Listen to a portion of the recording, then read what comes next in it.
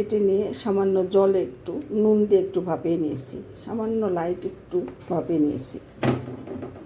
আমি half boil করে রেখেছি, একদম শক্তই রয়েছে আলুগুলি। এখন ঠান্ডা জল আমি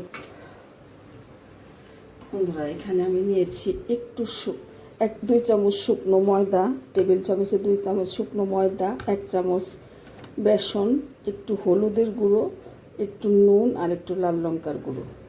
এই দিয়ে আমি ব্যাটারটা একটু পাতলা করে গুলে নেব।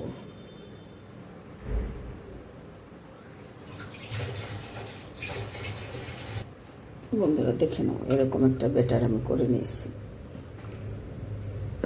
অল্প একটু নুন, অল্প একটু হলুদ এর মধ্যে দিয়ে দিয়েছি,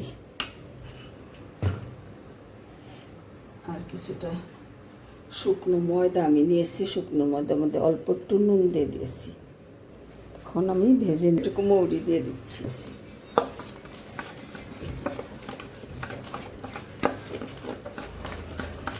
এটা কিছুটা ব্রেড কাম নিয়েছি, ব্রেড কামের মধ্যে দিয়ে তারপরে আমি তেলে দিয়ে দিচ্ছি।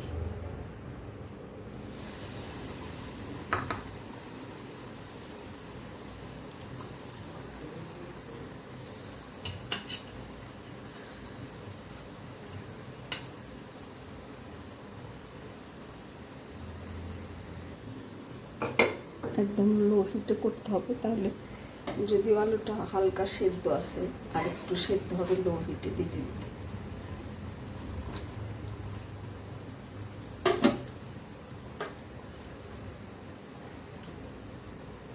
শুকনো ময়দাটা ফেলে দেবো, তারপর আমি তেলে দিয়ে দেবো।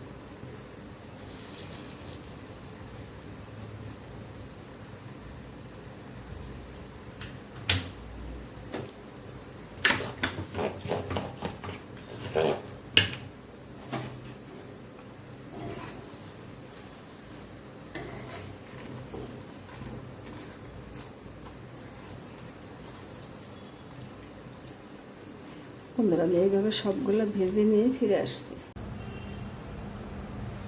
হ্যালো বন্ধুরা, দেখে নাও, মুচমুচে আলুর স্ন্যাক্স বিকালবেলা চায়ের সাথে বা টমেটো সসের সাথে খেতে খুবই মজাদার।